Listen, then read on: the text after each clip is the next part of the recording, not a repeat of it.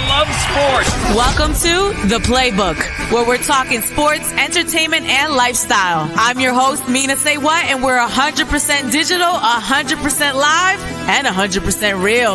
Let's count them down.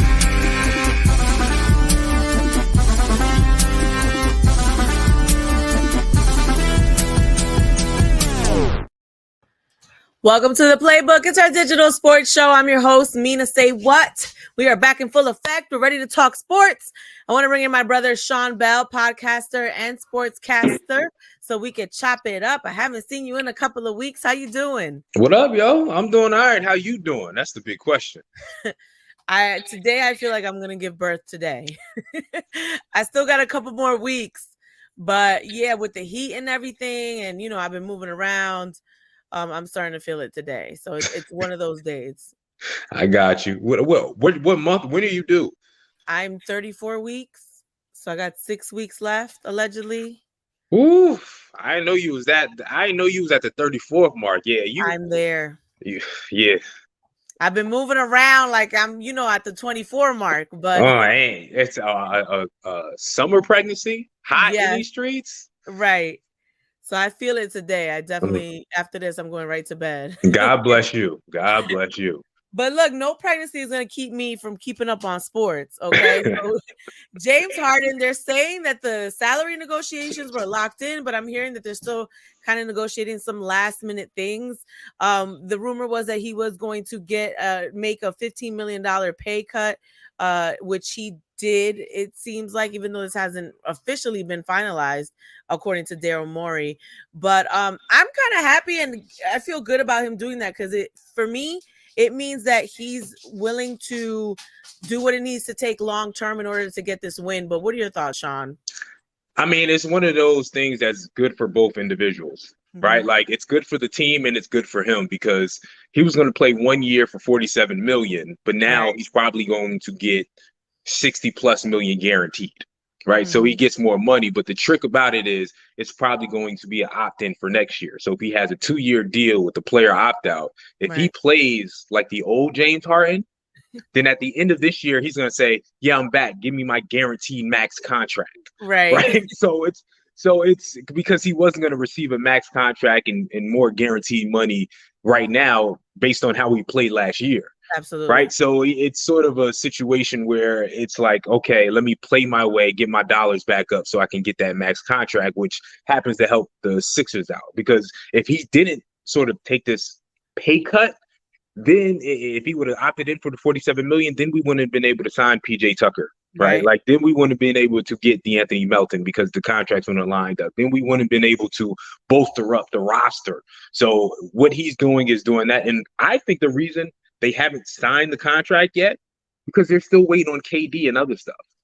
Right. So he's saying, listen, it could be if KD comes or we sign another big time star, then I can maneuver my contract a certain way. Right. Because it could be a situation where I sign a 2-year deal, but when does he get paid? Does he get 20 million this year, then 40 million next year? Does he get 30 million and 30 mil?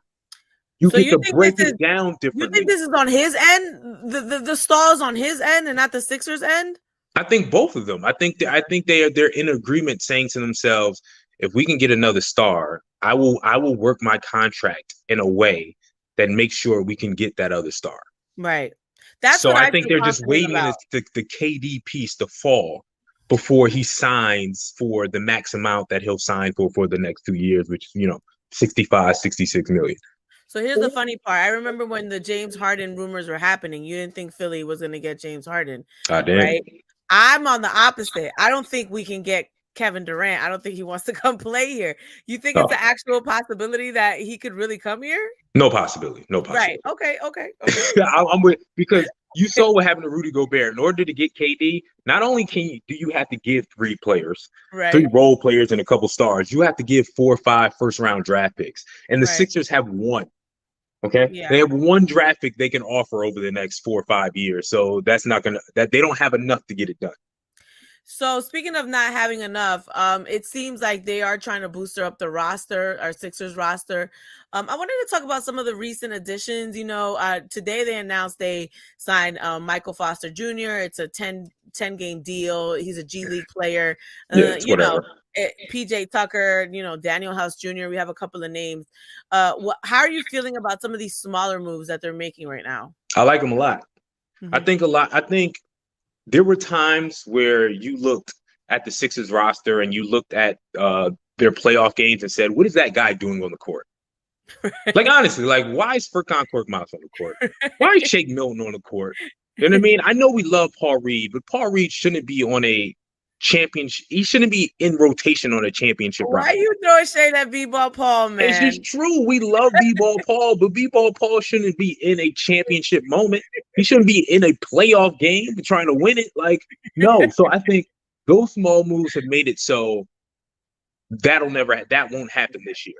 We won't be saying, why is that guy in the game? Right? So Daniel House Jr., good three-point shooter, right, athletic, can play D, hit the corner three. Same thing, D'Anthony Melton, athletic guard, who played a lot of minutes off the bench for Memphis. Like, PJ Tucker will start, and he's going to be, or maybe he doesn't start, but play 28 minutes a game, tough. All those guys belong on a playoff roster in a rotation. So we're not going to go into this season saying, we can't win with that guy on the court. Right. Like, that's not going to happen this year.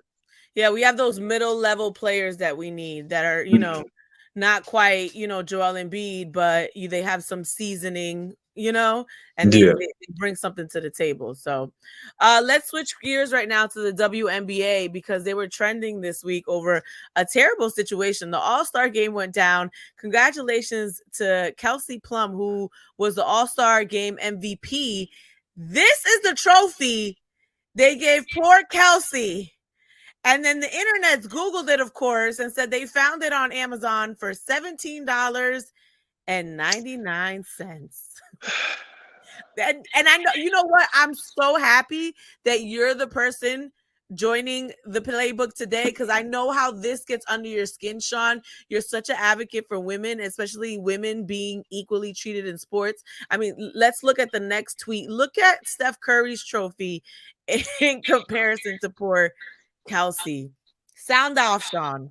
It's disgusting. Like, how can the people over there feel like it's okay? I'm talking about everybody involved, the NBA, the WNBA, et cetera, everyone putting money into this thing. How can they feel like that trophy is okay?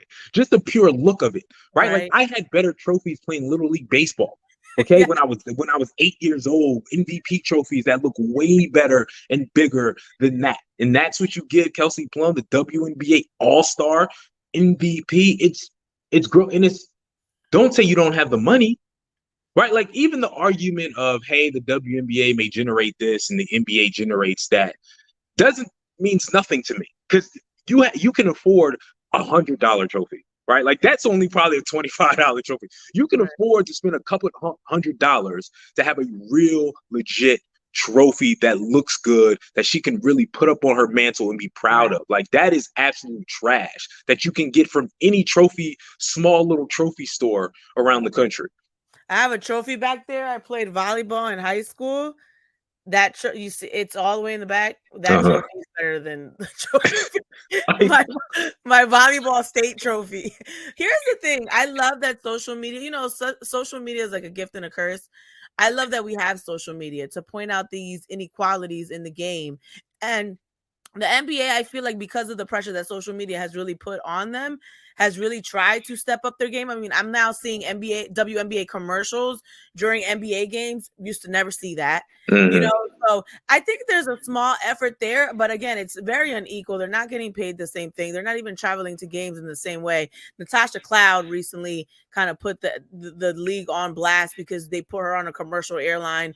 Obviously, there's no mask mandate now. She caught COVID, couldn't play, So the WNBA has a long way to go, and I'm just glad that social media is here to get them together because this makes them look really bad, especially in this current, you have all these Me Too movements, like women are fighting for their reproductive rights. Like, you have this kind of space where women are fighting, and it's like, okay, you guys need to do better here. It's the accommodate. It's like small Division III colleges have better accommodations Right. than the WNBA players. Like that's insane to even think about. So it's just like you have the money in order to make sure things at the very least look right. Right. Right? Like at the very least, again, a trophy, a couple few $100 more. Like Yeah. what are we doing here? Real quickly, I want to talk about, speaking of Natasha Cloud, because when we actually interviewed her on the show, Sean, you asked her about the WNBA possibly having a team in Philly. The WNBA commissioner, Kathy Engelbert, actually addressed this recently. And this is what she had to say. She basically said that she has roots in Philly. Her father actually played for St. Joe's. And she said, so I definitely see the potential in Philly for a market. We have to evaluate whether it's a good market for women's basketball. Obviously, we have players. Dawn Staley, who is coaching for South Carolina, Natasha Cloud, who we just spoke of, and others. Apparently, Philly is on this list. So that would be amazing. And this is one of two. I believe they're expanding to 2 cities, right? They're looking to expand into 2 cities. Yeah. So that's potentially something that could be coming our way. Please, and let me work for y'all. I'm gonna put that out there. I told Natasha that I was like, hey, I'm trying to get on the ownership group, but if I can't get in on the ownership group because I don't got ownership dollars, let me work with y'all. Let me be a VP or something up there. I'm not okay with you being part of the ownership. The WNBA needs money to fly these girls around in style and pay them equally. That money you don't have. yeah, I don't have do that to them. I can have a small stake. I can have a 0 point something stake. Like, you know what I mean? Like, all right, let's quickly run through this. I went to a charity event Rodney McLeod had with his wife, Erica. Shout out to Rodney. He plays for the Colts. He's still doing things out here, to benefit kids in Philly. I saw Jalen Hurts there. He, in real life, he looks a lot skinnier than what I thought he was going to look like. I mean, I know as a quarterback, you have to be lean, you have to be able to move around, but he was a lot more petite than what I thought. No, don't say that. Don't use that word. I'm not throwing shade. I'm just saying. I know, but no man wants to hear petite. Okay, I'm sorry. That's disrespectful. He was a lot smaller than what I thought he was going to be, okay? But I wanted to transition to this conversation about Jalen Hurts because once again, our season is ramping up. We're in, summer league and OTAs and all of that. Again, I'm hearing Jalen Hurts is not going to be the starting quarterback. There's rumors today, and the quote that's floating is, in a 10-play scenario, he had 3 picks, 4 interceptions, and 3 sacks. So here comes this conversation again about him not being the starting quarterback for the Eagles. This is what A.J. Brown had to say before we get there, who I love. This is a joke, obviously. In a 10-play series, Jalen threw 3 touchdowns to me. Donovan McNabb and T.O. fought for the other 4 plays. Vince Papal came out of retirement and had the 3 other receptions. Then he said this as well, that this stuff is just completely fake. Y'all tweet and believe everything. Like, how can he get sacked on a 7-on-7? There aren't any rushers. What are your thoughts on this?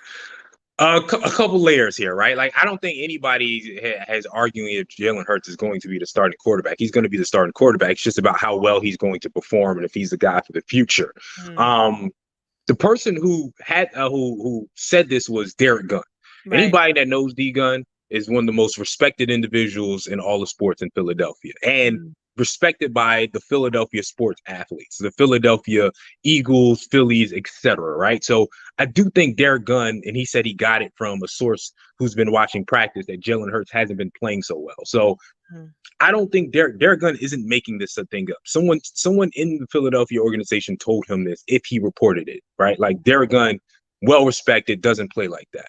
Now it could be wrong. He could have been fed it wrong information. That's always possibility, but Derek Gunn is no fake. And there's a reason why, and AJ Brown's supposed to do that. He's supposed to step up for his quarterback. But there is a reason why AJ Brown is new here. There's a reason why the other people didn't really say anything, right? Because they have that level of respect for Derek Gunn. Now, I'm sure that Derek Gunn got text messages from certain players to say, hey, yo, that's not real. Like, what are we saying here? Like, who said that? I'm sure he got that, but the difference between AJ Brown, the only one coming out saying something, is because of Derek Gunn's respect by the other players. So again, first of all, it's way too early. Who cares what's going on right now? This ain't real football. Minicamp is cute. Voluntary workouts are cute. but nothing matters until you get to the third preseason game until you start the regular season. So even if he has been bad, who cares? I just love AJ's energy right now. Like someone else said they were all-star team. I think it was Booby said we're all-star team. And it was like, wait a minute, calm down. You know, we can get there. We got to put in some work. I just like that energy. It's giving me kind of Joel energy, and it's entertaining. And as a Philly sports fan, we like people like this, right? Yeah. So I'm here for AJ, and I can't wait to see him play. Yeah. Now, real quickly, Sweetie threw out the first pitch at a Dodgers game. She did incredible. Look at her nails, though. Her nails are the size of my hands. She did it in stilettos. This is good. Watch her pitch, though. That's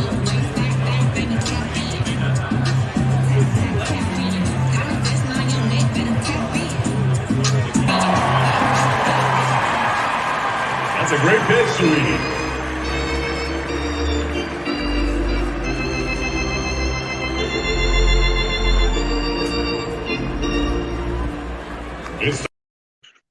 So it was a little right? But she did good considering those nails. No, she did great. Like, yeah. For one, a lot of people don't go all the way up to the mound. Like when you see a lot of first pitches, they go to the dirt, but not to the actual mound. She went to the mound and in those high heels with those nails threw an on-target one bouncer.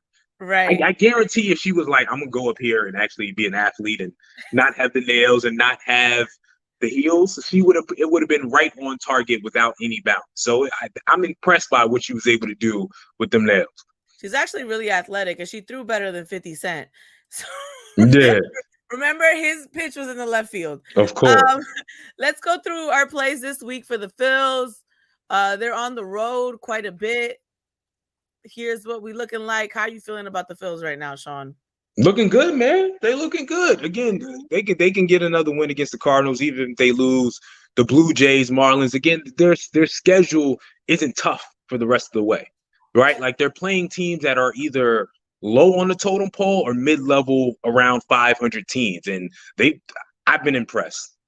Yeah, I've been impressed. Zach Wheeler. You were skeptical at first about the change in the manager, and you didn't know if that was going to affect the team, but we're kind of seeing it, right? This is with Bryce Harper being out on that thumb surgery as well.